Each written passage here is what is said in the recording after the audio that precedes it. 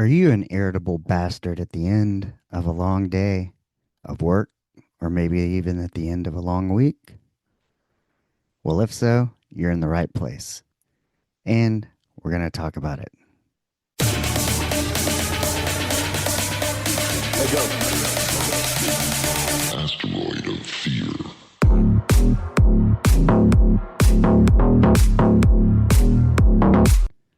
All right.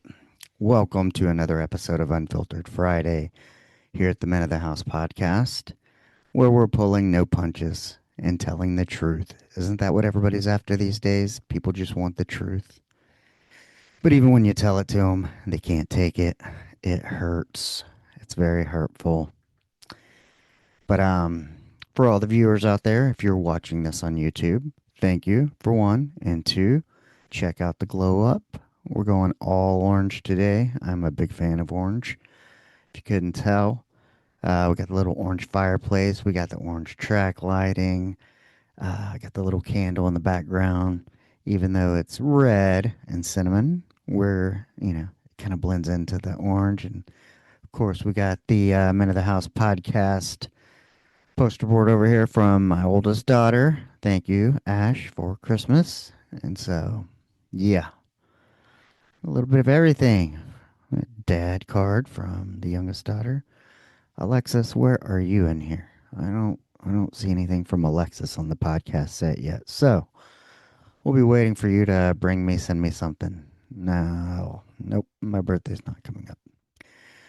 I feel like I have the seasons confused. I just gave my wife a 2025 planner that I found, and yeah, I for some reason I thought we were still in June. I don't know. Yeah, life has been a little bit like that for me. Um, but again, welcome to Unfiltered Friday. And start off with a shout out to a happy heavenly birthday for Mr. Buck, Winfred Leon Buckingham, 9/11/1927, which is yesterday if you're listening, but today if you're me in the flesh. So, yeah, recording this much later than I normally do for an Unfiltered Friday. Sometimes those are on Tuesdays or Wednesdays, and I thought I almost had the material by Tuesday, but the longer the week, the more challenges, and yeah, it kind of worked out perfect. That I get the end of the evening, you know, essentially 3.5 hours before this is going to roll out to do the damn thing. That means to record it, uh, edit it, which I don't do much of. Um, Maybe I'll clip it tomorrow, but I at least want it to go out at midnight. Um, for me, for my consistency, because even the wifey was like, "Well, why don't you just do it tomorrow?" And I said, "Well, because, hey, babe, there's listeners relying on me. This thing goes out at midnight.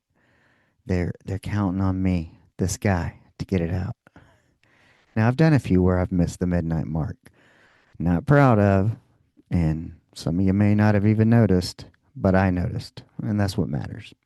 Because it's me versus me, as it should be you versus you. I set my own standards, and that's why I'm here. And hopefully that's why you're here. Is you have some standards. And even if you're not consciously here for that, maybe subconsciously you're here because you know I have standards. I hold myself accountable. Um, I have a private accountability group on Facebook and WhatsApp. You can find the contacts in the link tree for that or reach out. If accountability is something you struggle with and would like more of it and to have it a part of your daily life, then hey, um, Facebook and WhatsApp. I am more active in the WhatsApp 100%, but working to get the Facebook, it's kind of like I didn't know where it's all coming together. How about that? I'll just leave it at that. Let me have a little drink here. Some Canada Dry. Zero, one of my favorites. Got the Woody's koozie here, Centerville, Texas. You never been there?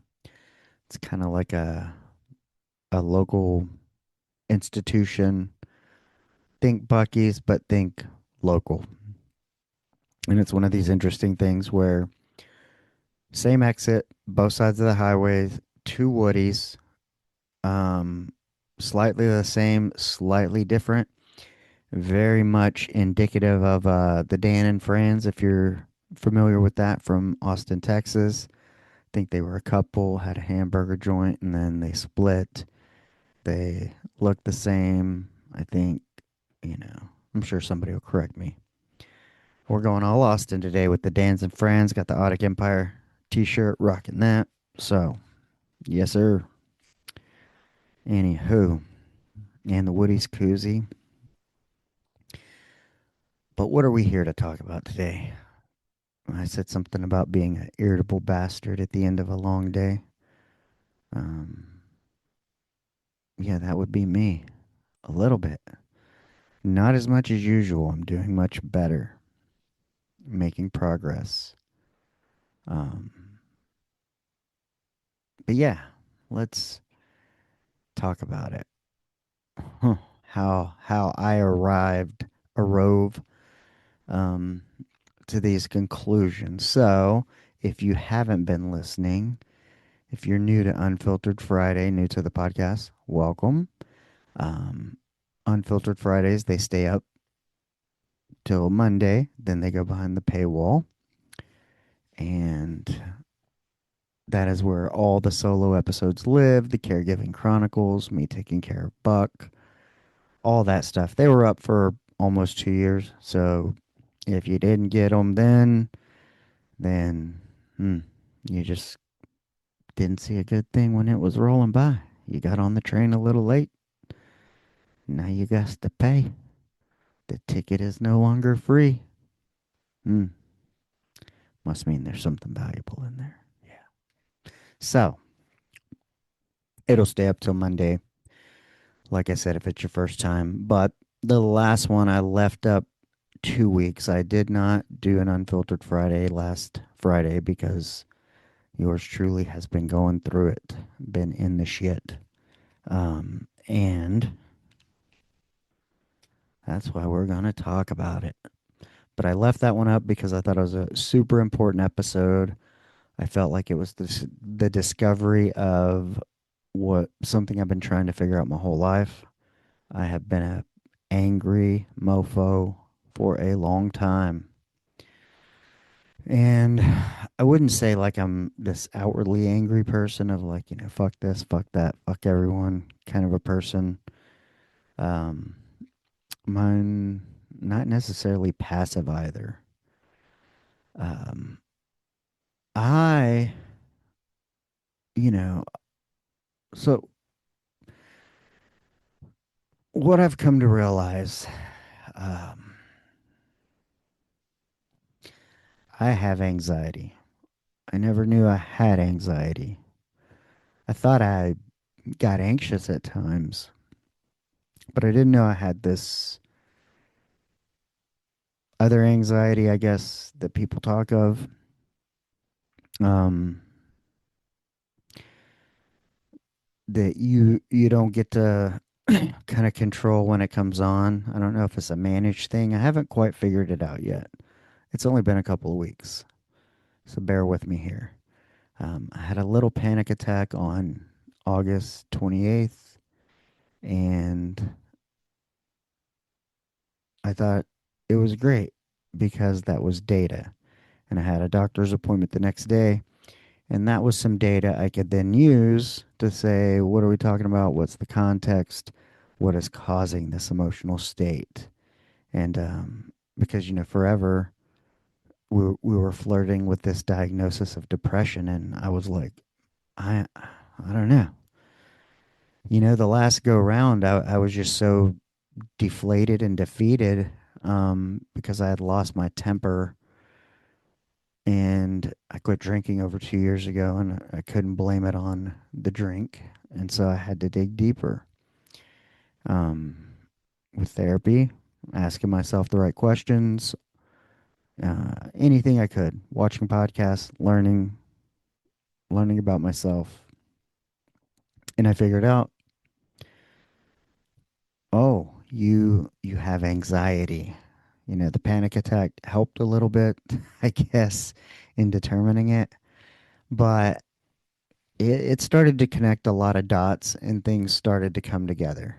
And, you know, I'm I'm putting this out there because this could apply to you and you may not even have a clue that it's going on. Um, but anxiety, essentially, I would get anxious. The anxiety would kind of lead to frustration, and then the frustration kind of lead to anger. Um, and I would be the kind of person who would let a lot of frustrations build up and then kind of have like an anger outburst, if you will. And, a lot of my anger always involved breaking shit. I'm at least responsible for three windshields. Um, it's just dumb. You cost yourself money. So stupid. But,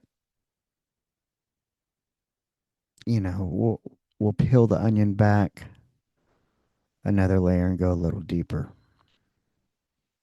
Um, for me, I identified a trauma that I had 42 years ago where I was the passenger on a bus that ran over the little girl who sat in front of me in class, Dana Hobbs. She might have been sitting next to me on the bus. I don't know. I blacked out a lot of shit. Um, but yeah, the parking brake failed. And then we were stuck on the bus after it happened. I don't think any I don't know what the adults did, said. I don't remember anything. It was just like the world closed off, closed in, and you're stuck at seven, facing mortality, going, and a subject you know nothing about. You shouldn't. You're fucking seven. Okay. So, um, I identified this and I realized, oh, well, no wonder you didn't trust adults, thought adults were always full of shit. They never checked up on me. Nobody ever asked anything. Nobody ever put two and two together that uh, some point after that, I got in trouble. Um, it's the dumbest fucking story, and I'm going to tell it just because I need I need for people to understand how ridiculous the 80s were, what adults knew about fucking mental health and children and whatever. They did, they were doing the best they could with what they had. I'm not blaming anyone. Um, I'm 49 now. It's my fucking responsibility. Um, if they were going to have any ownership or responsibility in it, shit should have happened 40 something years ago. And it didn't, which is why I'm fucking angry. And if you're watching, you can see the animation. You can see maybe my foot shaking because I'm getting a little amped up here, passionate about this subject, about the anger. Um, so I have no fucking clue what anyone was thinking, saying, doing, what their fucking protocol was, what they were supposed to do, what they were supposed to say. But none of it got said. None of it got done. Nobody put together like, oh, shortly after that, you got in a fight. Okay, just 7-year-old boys being boys, and got licks. And then the story I got in trouble for. Yeah, let me tell you this one. So we used to piss into a trough, you know. Men and boys will know what I'm talking about. Women, pretty much a men's room, concerts, certain things. It's just like a horse trough that you would feed or drink out of, and people just line up and stand over it and pee. Well, apparently, I don't know if somebody like threw a piece of gum in there. You weren't allowed to chew gum. And maybe I was trying to like pee it off, you know, holding the old wang wang. And I was going, psst, you know, probably aiming it, some sound effects. And somebody fucking told on me. And I have no fucking clue what's offensive about that, but they're probably like in Congress or something now. Whoever that was that told on me, yeah, they were fucking tattletale at 7, kissing up to the teacher, fucking kissing ass. I hope you're listening, whoever you are, and I fucking hope you comment that it was you worrying about some dumb ass shit. And yeah, and so I got in trouble for that. And the reason I bring this up is, um, you know, I'm a 7-year-old little boy who was in a bus that ran over the person that sat in front of him in class. And she's no longer there. Her desk is empty. And the battle you want to fucking fight is me psst, aiming the old wang wang, maybe trying to get a piece of gum off the urinal trough or whatever. It's like, really? That's what you think is important? And so you can see why I've always thought, whether it was adults, people in authority, or just full of shit. It's like they have their agenda, their shit they want to push to you. If it falls outside of any of those parameters, then you're automatically a fucking problem and you're in trouble. But it's always the mismatch of, you know, we're going to say one thing, do another, or things that actually need to be fucking talked about or discussed are not. And we're going to enforce and make important bullshit like how the fuck a 7-year old is supposed to piss in a trough and what the etiquette and rules are with sound and noise, I guess, you know? And as I've navigated my way through life, um, I've worked for many corporations that have equally as dumb fucking rules or concentrate on the wrong things. That's all I'm saying. Um, it's not all corporations, I'm sure. So fucking get your panties out of a bunch if you're over there fucking over here wanting to point fingers at me about corporations are good and blah, blah, blah, blah, blah. Go fuck yourself if that's you. Because I'm not having any of it. I just don't give a fuck anymore. Okay? So yeah, I fucking had every right to be angry. I was a 7-year-old little boy who faced a question of mortality that no adult fucking paid attention to. And since then, had lived a life, you know what, trying to sidestep death, maybe instead of fully living in a state of fucking fight or flight, like anxiety. Like, hey kid, you're on your own. Fucking world's a dangerous place. Good luck. It's kind of what it felt like. And the following years, I started Little League football, started martial arts, which was a way for me to get a lot of my aggression out. And so I think it was, so it didn't really come up or come out. And I was a high achiever, graduated high school a year early, you know, Navy nuclear program, full scholarship, ROTC, all the bullshit. So yeah, you're an overachiever. Well, you know, how about this to parents? I don't care if your kids fucking, if everything looks fine from the outside, that's when you need to fucking ask the question, are you okay? Is there anything you want to fucking talk about? How are things?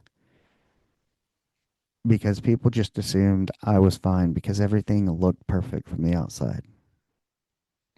And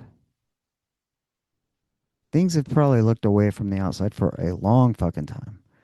But I feel like it's only been, and I've been stepping into truth slowly, but 100% the last month, 3 weeks is like the most truth. um, yeah.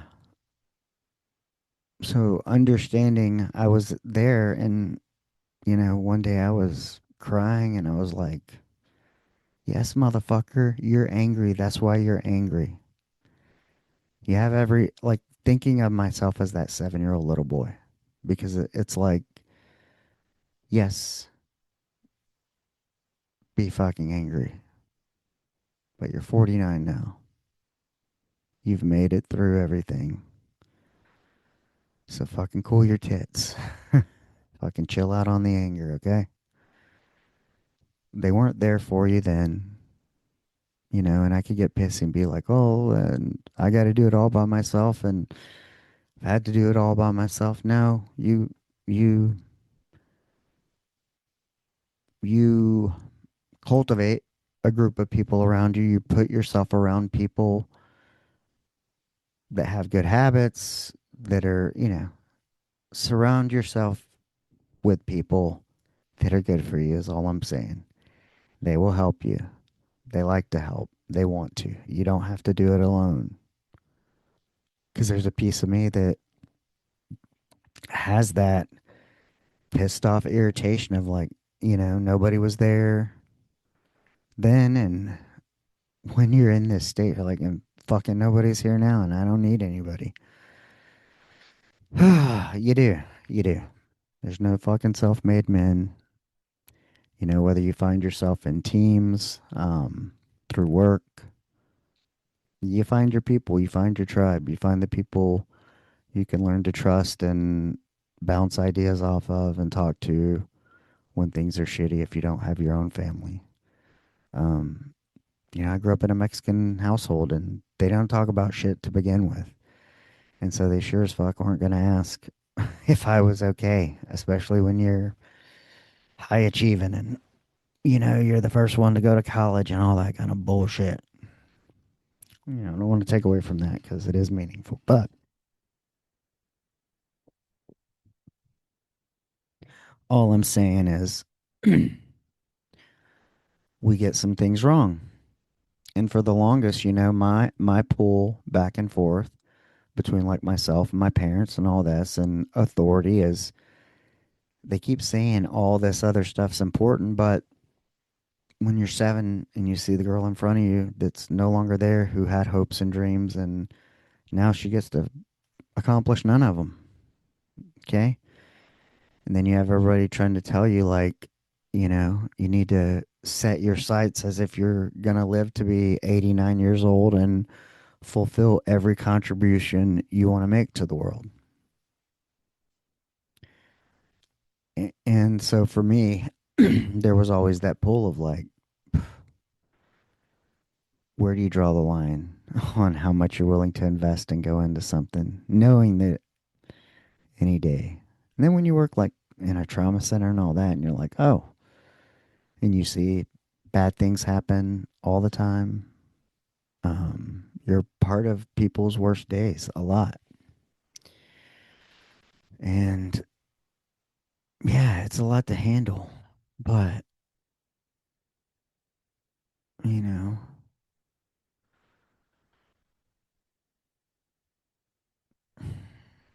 I mean, I feel like since recognizing, yes, you have a right to be angry about it, but you don't have a right to continue allowing the anger to come out in ways that isn't healthy to you, anyone around you, your family. It's no longer okay to act out that anger. Um, I don't want to. I had a super challenging day. I've had a super challenging couple of days. And I think normally I would have allowed the anger to get the best of me. Perhaps. It would have impacted me differently. Now, while it was super challenging and I feel a little anxious just talking about it, I did make it through. And yeah, but it's kind of one of these things of now that I know what it is, I've named it. Now it's like a question of, because I still find myself getting angry now that I know I have this anxiety and that, um,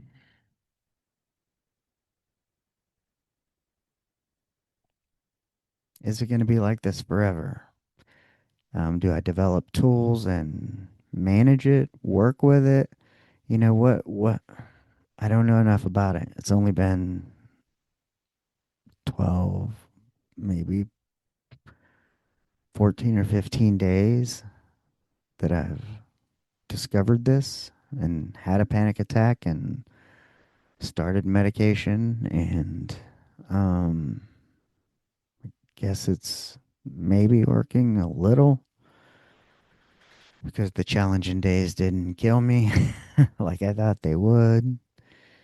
But yeah, the hardest part for me has been um I don't know when it's going to come. When the anxiety is going to come, how it's going to come, what form, how long it's going to last. And yeah. And so I don't know. It's just been 2 weeks of learning and a lot of emotions and going through this story, whether it be with therapists, BCPs, talking about it, um, trying to heal from it. Um, there's that book, The Body Keeps the Score. I can tell you, the body fucking kept the score for me, 100%. If you guys don't know, whoop, I wear a whoop, whoop. If you're listening, sponsorship, por favor, some codes. I'll take some free gear, new strap, anything. Even if you just give me a year membership for free, I would love to be a part of that. I believe in it. So, one of the reasons I got a whoop, I'm a horrible sleeper, always have been. And I've just now started to have this thoughts of I wonder what I slept like before the accident versus after the accident. And part of all this is kind of all tied into one. Like, I got a whoop because I'm a bad sleeper. Well, I'm 49 years old and all these things, you got hormones. So I'm working at it from a hormonal level with TRT because mine was detrimentally low. And I'm talking fucking, I probably had the testosterone of a cricket, if they even have any. Yeah, it was bad. But, attacking this from all different angles, whoop. This is a data point or data collector for trying to see why I don't sleep so well. What's what's impacting it and journaling with it. And so I could log about anxiety, XYZ, medications, melatonin, edibles, what's affected me. And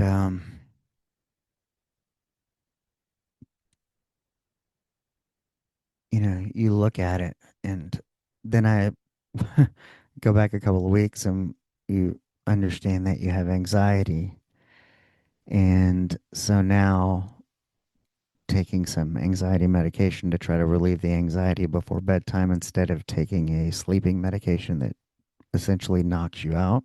There's a difference in the quality of sleep. But, like, let's say with the body keeping the score, when I first learned of having this anxiety and tracing it back to the accident when I was 7, um, I can remember one day all I did was I woke up, I had a therapy session, and then I attended book club, which is can sometimes be it's highly thought provoking and can be emotional and triggering.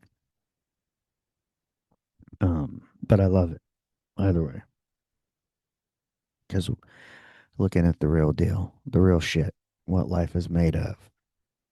This, what we're talking about here, real stuff. Not this ain't a fucking highlight moment from Instagram. Me telling you I have anxiety that I can't control. It's fucking annoying. Okay, I can't. I have a master's degree. I can't fucking work a problem and it just fucking goes away. There's no. That's the problem with it. It's not predictable. And then you have to go, oh, but let's go back to Whoop. I attended therapy, book club. Book club's over, open up Whoop, and it's like you've reached maximum strain for the day or you're nearing maximum strain. You're like, holy fuck, man. Like, yeah, I had a rough week, but yeah, that when I started tracing all this back and having the panic attacks and a lot of crying, anger. Yes, the body keeps the score. If all you did was fucking wake up and talk or listen for a couple of hours, maybe 3 hours, and you've reached maximum strain, something's going on, right? But I've also been attempting to take the medication as directed. I don't like taking medication. I worked hard to go to as few medications as possible. And then, ugh. However, I had 3 green recovery days in a row, which I have not had in at least 6 months. The most I've ever had was 2. So 3 green recovery days, which means hopefully, even if I'm not feeling 1,000% better in the mental aspect of the game, like anything, something, nothing is going, then physiologically, whether it be the medication, the crying, processing this trauma out, if the body's showing green, then hey, it's healing, right? And I had the longest sleep I'd had in 30 days last night. Good 9 hours, which hopefully won't impact tonight because that always bums me out whenever I get like a real good rest and then you suffer for 2 or 3 days and then you're back on the like 3 to 5 hours a night and then your body gets fed up enough and gives you a 9 or 10 hour. I mean, it's no way to live. I'm trying to equalize here. Uh, but it's been tough. Yeah, I'm only a couple of weeks in. And for all the viewers and listeners, I'll turn this way. No more man bun. No more little floppy man bun coming out of the back of the headphones. Growing the man bun was a trauma response. A bad one. uh, Yeah. Yeah. So I figured upon discovering that I've been living out of fear in fight or flight, the man bun was a trauma response. It's time to cut some weight, get that thing off. So, yeah, it's about we figure this out. Now we figure out how to live with it, manage it, cure it, make it go away, string together better days.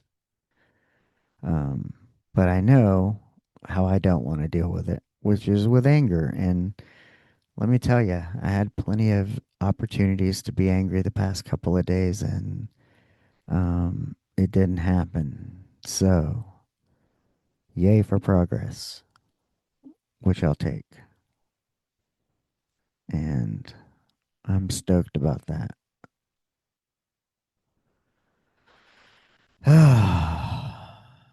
Because, I mean, it was, yeah, it's still rough some days. Um, and this is what I think it is for now. It, the panic attack kind of sealed the deal a little bit, but I don't know. You meet people who have anxiety, I guess, all the time, but um, I don't know that I've met the people or I've heard like talk about some like I'm getting fidgety here. Ugh. Um, it's kind of like you don't get to control it or when it comes up. Although I find talking about it does a little bit, which is leading me over here to some stress eating of chewy Tic Tacs, which are my favorite. Maybe this part will get clipped and ASMR'd.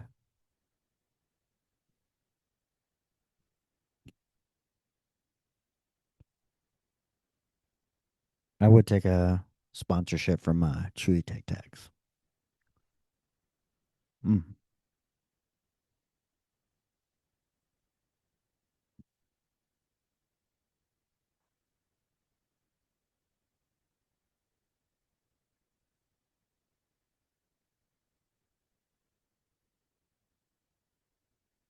Should I edit that out? Yeah. No. It's only going to be a couple hours till this thing fucking drops. Anywho, so we're not editing. But yes, I did have plenty of opportunities to get irritated and allow the anxiety to take over, and it didn't. um, I did have a few panic moments where a little, I call the little 7-year-old boy in my head was kicking and screaming like, mother effer, like, come on, man. Or whether it's like, hurry up, or you shouldn't have agreed to this or that. And you're like, oh, and you're like, no, it's fine. It's not the end of the world. It's almost like I have to talk myself through it through truth of like, this is just this. This is just that, you know. And I think this all came about because, was I noticing, you know, my emotional state? And then was it thought patterns that were causing it? What is it? I don't know necessarily that it's thought patterns. I initially thought perhaps that it was, and it still could be. Um, but when it comes, I don't necessarily feel that I'm thinking of anything. It's I almost like give a real good example. My mother, huge fan of the NFL, the Dallas Cowboys to be specific, and yeah, Was that silence? I didn't hear any clapping or hoorahing in the background for the Cowboys. Come on, man. um, yeah, we were discussing.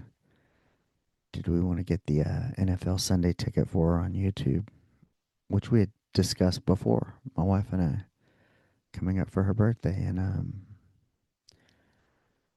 for whatever reason, at this hour, like before bed, it was probably right about now.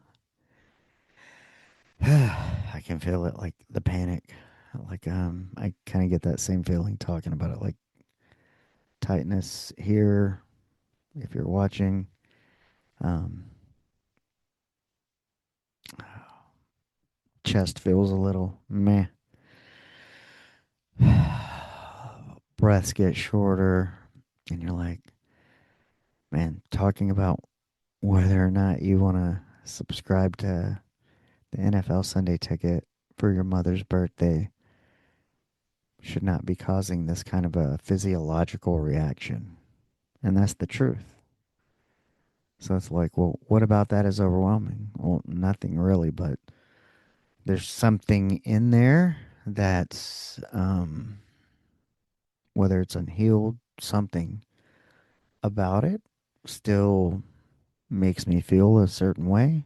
Therefore, that's why I say, like, I don't get to pick what it is. Like, when it happens, it's something that's overwhelmingly or seemingly normal. And maybe we're talking about it or it's happening, and all of a sudden, everything gets narrow. I get the feelings that I was just describing. And then I'm like, okay. Sometimes I have to logically talk myself through it. Like, hey, we're just talking about something that's pretty self explanatory. You've already thought about it. Your wife's just confirming with you. It's not a huge deal, right? Right. So, yeah. I don't know what that is. Maybe somebody listening can answer. There's like your shadow self, or, I think maybe it's that 7-year old little boy who's scared that nobody explained to him about mortality, and it's late at night and nearing bedtime, and maybe that's it. Um, which is why I was referring to, I wonder how I slept before the accident versus after, because I've always thought I had shitty sleep. Um, I asked my dad, he's like, "You slept fine." I'm like, "Yeah, I don't know." You have a poor memory. So, yeah, we're not going with that. I know if I had fucking trouble sleeping, I've had trouble sleeping my whole life, I feel like. But I wonder if it started then. I wonder if that had something to do with it. And I get a lot of this insecurity, like the 7-year old little boy's coming out at 9 p.m. The one that wants it to be okay. Hey, it's bedtime, and the day went okay, and tomorrow's going to be okay. Because nobody ever told me. Nobody ever asked me, was I okay? So, yeah, man. And so, whether it be the fear of the death, all that, and then was there any like motivation of, will somebody be remembered or not? And the fact that I'm 42 years later here, you know, speaking of Dana Hobbs, she's not forgotten. Won't be. I've now memorialized her in the podcast, and I went and visited her grave on August 31st, what would have been her birthday. I mean, yeah, that was her heavenly birthday. So took her some flowers. That was the first time I'd ever been there. I was actually thinking about that. Was, and I've told this to a few people, but whenever Buck was deciding it, when it was near the end, we went to the hospital, and right before I think he went on hospice, and he um They told him you need a pacemaker, and he said, no, I don't want it. And they're like, well, you know you're going to die. And he's like, yeah, I'm okay with that. And then I like looked at him and he looked at me and I broke down, started crying. And he's like, it's okay. It's going to be okay. And I feel like, because for me, when Buck, what he asked for was, hey, I'm either going to be with you, when I prayed about taking that role was either we're walking to health and back to independence or we're walking to the end of the road, to the train station, as they would say in Yellowstone. But, for me, it was like, I don't get to make the decision where we're going, but I'll be beside you. And that's where I was. And, to look at him and say, hey, I know where we're going and it's okay. It's going to be okay. And, he held me, he prayed for me, and it wasn't long after that he passed. But, you know, through not dropping Unfiltered Friday last week and cutting man buns and processing all this, I was like closing the loop of that's almost what I needed to hear then, you know, that it's okay. Like you don't need to be scared. Buck wasn't scared because of his faith, and I didn't have any fear for him either because what my sense of comfort for him was that he knew his faith, he knew where he was going, but I was sad because I could see that he no longer wanted to do this, that he was tired. I think that's what was sad to me, was he was ready, that he no longer wanted to be here. Mm. And while it was difficult caring for him 24/7, he relied on me for everything. But, to see somebody,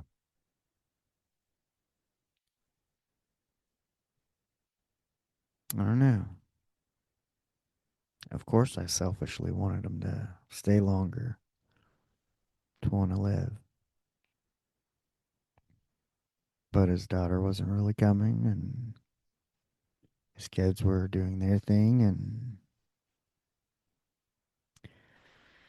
his wife had passed, and the closest thing he had to anything was me, my wife, and my daughter living there with him. So, hmm, I understood. It still hurt.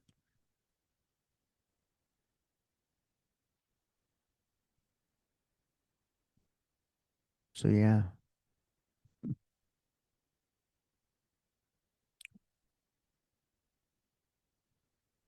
Dana, August 31st, and Buck, September 11th.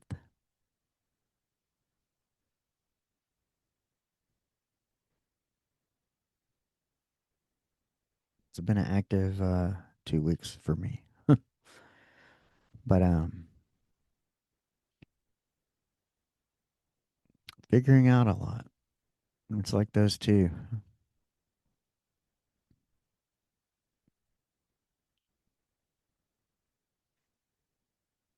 It was like, I guess, it was my first experience with death and the last experience I had with death. Man, yeah.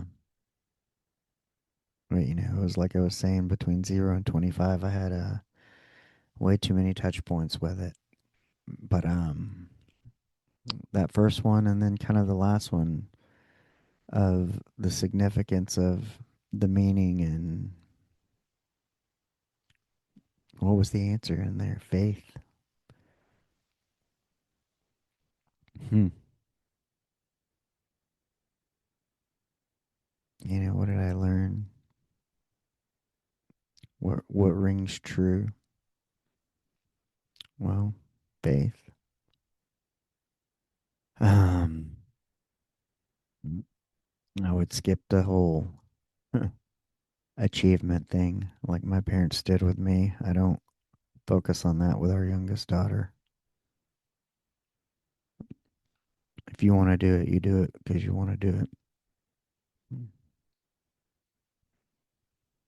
And I'm not going to push you to do something.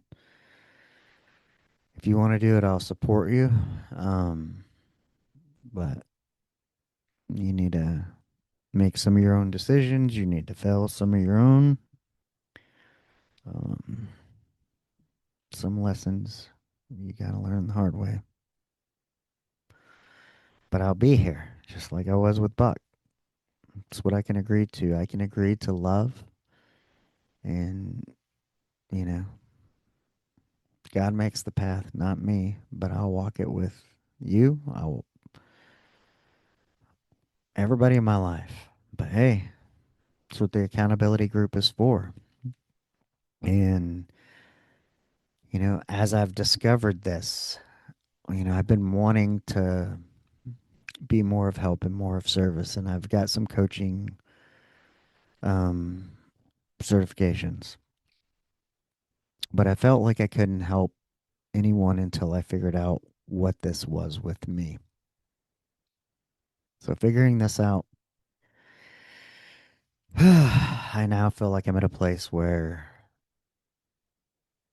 because I've been able to connect the dots and see how that's driven everything I did, everything I've done, and the dots just keep connecting.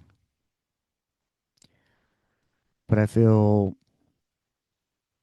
I'm in a place to start doing some of the things that I want to do in coaching and helping others, offering accountability. Um, and then kind of what I want to do with um, kind of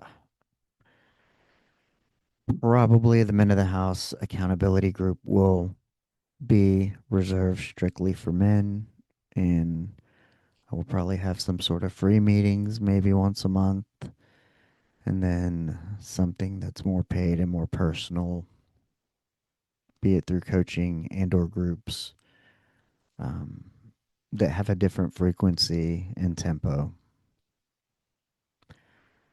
Because what I've learned, if you've listened to this podcast and you've listened to the episode, I know it's kind of been a few different places mentally, but I'm trying to connect all the dots and put it all together for you. Is that yes, if this has affected everything I've done, even in the past 2 weeks, how it's impacted my marriage. I mean, we've had some hard fucking moments, but I realized how much I needed my wife. We've been together 19 years. Ask God, tell me why. You know,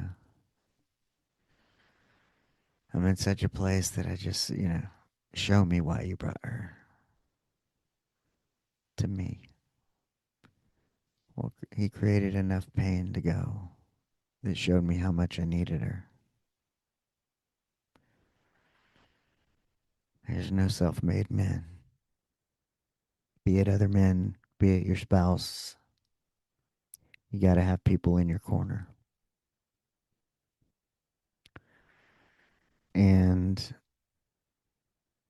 man, that's what I want to build with the accountability group is I will be in your corner. I'm grateful to have a spouse who I need and who I can talk to about anything. But there were some moments in there where I I'm thankful to have other men I can talk to. Sometimes you just need another dude to bounce ideas off of when you're feeling it. Some things your wives won't understand, and somebody that kind of just relieves and gives you enough peace of mind and relieves the pressure just enough to get you through till you and your significant other can be on the same page. Because there's always some lag time between a difficult conversation and the feelings. It's hard. And as men, we don't want to speak up. It's kind of ingrained in us almost not to, even though we keep, fucking people keep telling you, speak up, speak up.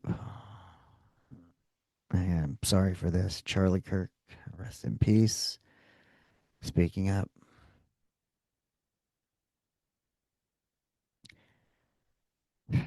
We're told to speak up. You speak up, and look what fucking happens. The wild thing is I really had no clue who he was. I knew something bad had happened to someone of significance. However, my wife was like, "Did you hear about Charlie Kirk?" And I'm like, "Who's that?" And she told me, and I was like, "Oh, I didn't even know she followed." And she's like, "No, but I kind of know who he is because he's out doing this and that." You know, whether it's the message or something that she had a different concept than I did, and I was like, "Oh wow." Um, it's kind of fun when you figure out things like that about your significant other. Maybe they were into something that you had no idea. It's like, oh, another little part of you. But, we've been together a long time. And now that our youngest is 11 and times are different and working to reconnect actively, and it's a whole thing. It's a good thing, though. I highly recommend it. It's better than the alternative. Yeah. But that's why I want to create something. Actually, I've already created it or laid the foundation. It was just a little rocky. So now it's time to set it in stone and, you know, make the adjustments. Luckily, there was not enough foundation there that it mattered. Other than, there's a few females into the group, but we're going to make it strictly for men. And, yeah, I mean, women have their own groups, and it's nothing against women. I'll still interview women on the show. I love their viewpoint. I love women. I'm married to one. I have 3 daughters. So, yeah. Put that in your pipe and smoke it. Um, but yeah, group wise, I want it to be for men. And as an only child, as that 7-year-old little boy that nobody ever fucking asked, "Are you okay?" I got a group. I'm in there every day. People chime in as they want. You can participate as much and as little. I'm going to show up and try to be the example I can be. But if you're not okay, you can hit me up. I understand what it's like to not be okay. And I finally feel like I'm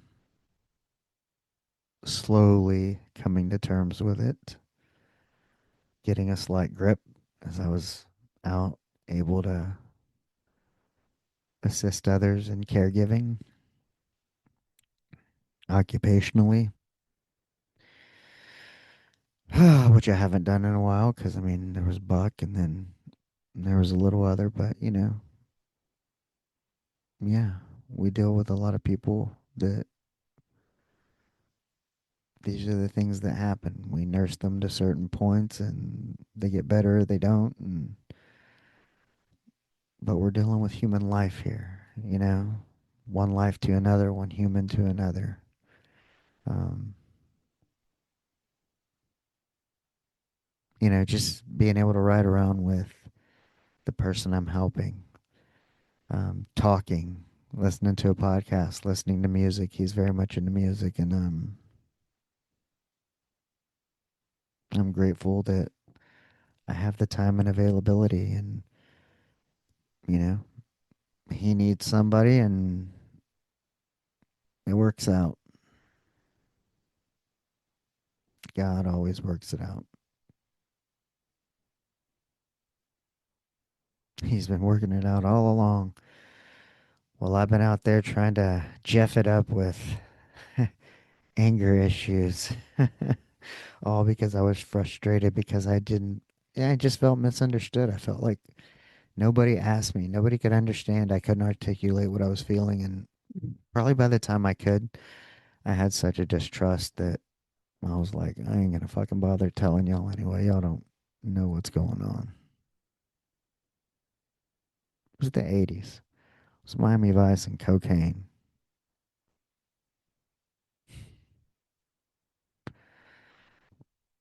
Yeah. Need I say more? The Gen Xers. Like you look back and you're like, fuck.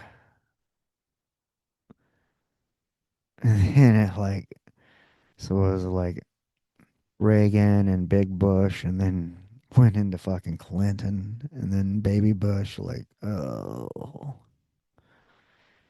all the things that are happening around that. And you're like, yeah, what did the world know about at that time? We're seeing the results of that um, playing out in real time. So now it's time to be part of the solution and get the pendulum swinging back the other way. I feel like that's part of my calling, and that's through a podcast. So if we want, 5 years from now, 10 years from now, 20 years from now to be good, what we do now matters then, okay? We can't be doing Miami Vice and fucking cocaine. We got to take a different approach, uh, literally and figuratively. So they need to get the fucking fentanyl and whatever else is coming off out. Um, mm, but you can't play with it. I guess you can't be as free with it like they were in the 80s and the Miami Vice days. So, huh, huh, wow.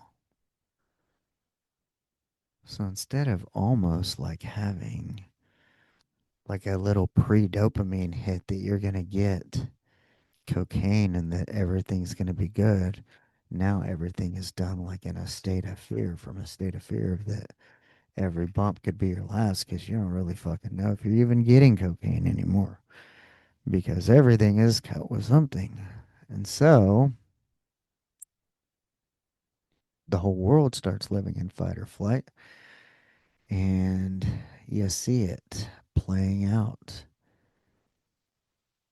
in impulse and anger and everything else because people are living in fear. And part of it is the powers that be will not tell the truth, even when they say they're going to. Well, we're going to release this, we're going to release that, blah. Lip service. Yep. So, mm, yeah, the powers that be are listening or watch me eat Tic Tacs and talk about them doing one thing, saying one thing, doing another on 9/11. Wow, since it is 9/11 technically on Unfiltered Friday here. So, yeah. Mm, man, yeah. Quickly go to a dark place. Speaking of anger, anxiety, and frustration, don't want any of that. Like I said, part of the solution, part of positivity, men's group where you can come, get some positive support, real issues. You've been married a long time. You don't want to get a fucking divorce. It's going to take some work. Being a man is a whole fucking different thing in 2025. So, yeah, there's all kinds of people out there trying to tell you who and how and what the fuck to be. Well, you say, well, just how about some fucking honesty and integrity and yeah, do what you say you're gonna do. Call yourself out when you're a fucking asshole and just try to be better, right? Try not to be a dick. Try not to pick on the less fortunate people or whatever. You know, like I always say, go out and be the person that you want to meet. So we will end it with that. Until next week. Until Monday. Yes, everything's building, everything's getting bigger. Hop on the train now. Because you guys are going to be what make it. All right? You want to get first in line, get to the head of the pack, get in now. Get in now. Why I'm building it. Be a part of building something great and something positive, okay? All right. Till next time, go out and be the person that you would want to meet. Hey, go. Asteroid of fear.